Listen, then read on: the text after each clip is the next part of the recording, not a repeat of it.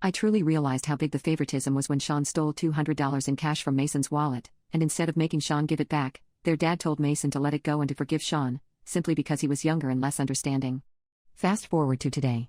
Kyle's school had an award ceremony that Kyle would be presented an award at. The ceremony was virtual, and was essentially a large group video call where the kids would be recognized for their academic achievements, and there was a raffle for several prizes.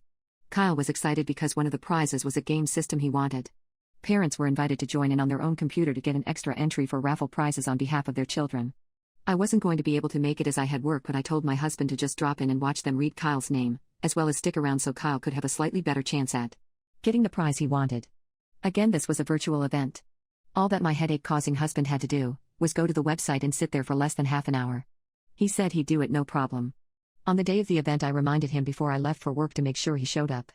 I sent him the invite link again while I was at work just to be sure he had it, and he assured me he'd be there. Well, the event came and went. Kyle was in his room on his own laptop for the event, and my husband never joined the group call. I was busy at work, so I couldn't message him back until almost an hour after the event ended. I asked how it went.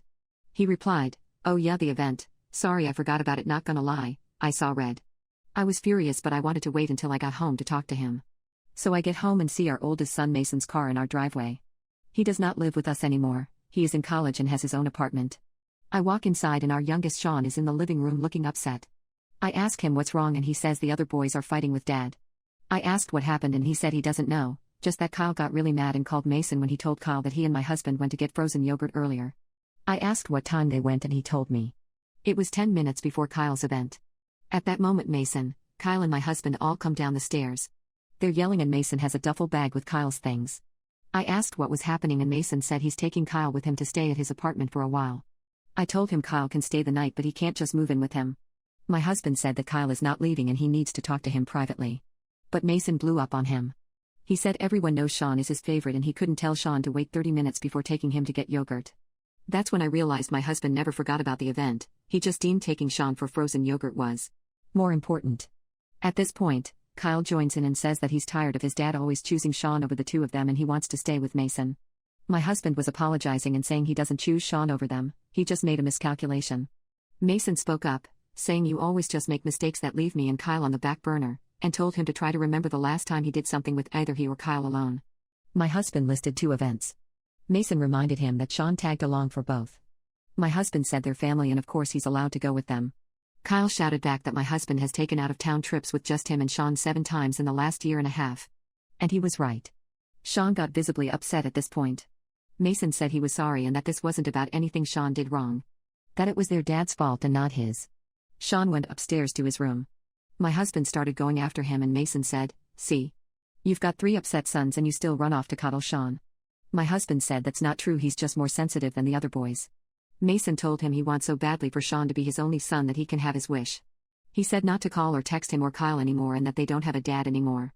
Kyle added, "You already act like we don't exist anyway." My husband's face dropped. The way he was neglecting our 2 older boys finally hit him. I was a sobbing mess. I could see the hurt in both my sons' eyes. I told them to stay so we could talk and find a solution. Kyle begged me to just let him leave, saying he didn't want to be in the house anymore. Mason hugged me and assured me he'd make sure Kyle got his school work done and he'd call me tomorrow. I let them go. As much as I want Kyle here, I know he needs time away from my husband. My husband went to the kitchen and cried.